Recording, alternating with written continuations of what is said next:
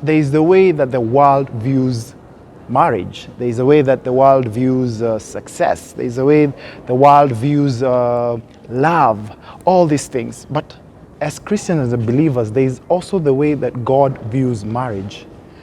He also has a different perspective of success.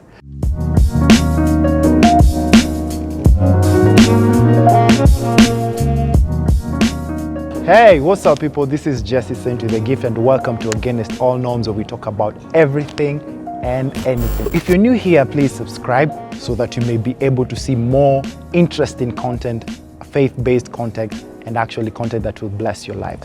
Yeah.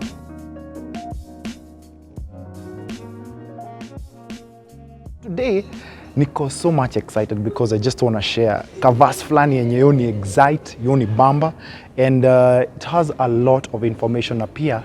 It actually gives us the basic way that us as Christians or as believers are supposed to live our lives. So the verse is Romans 12:2.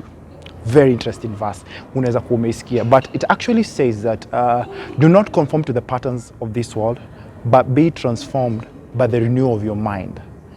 If you look at that section of that verse, it actually gives us a very interesting perspective of how we are supposed to live our life. In the current age that we are living in, there is the way that the world views marriage. There is a way that the world views success. There is a way the world views love, all these things. But as Christians, as believers, there is also the way that God views marriage.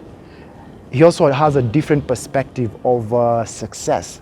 So he's telling us not to conform to these kinds and these patterns, meaning there are systems, meaning there are ways that we'll do things that are not godly, which are actually worldly. And he's telling us not to conform to these things. Because if you find like the current age that you're living in, kuna venye like right now we are talking about gay marriage. This is a discussion that is in the mainstream right now.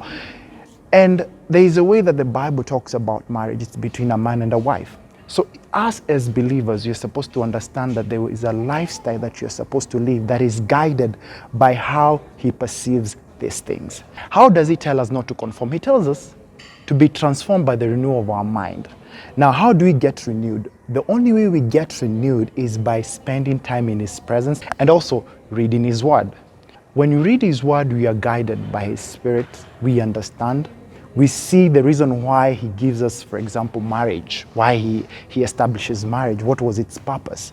And by doing that, it makes us as believers have a foundation of when we engage, when I get into marriage, I have an understanding, having a different perspective, the godly perspective, not the worldly perspective. So as believers, you're supposed to walk in a certain way, think in a certain way, and also perceive life in a certain way. So above all, I'll be talking about this more and more in the second part, and I hope you'll be blessed. This has been Jesse saying to the gift.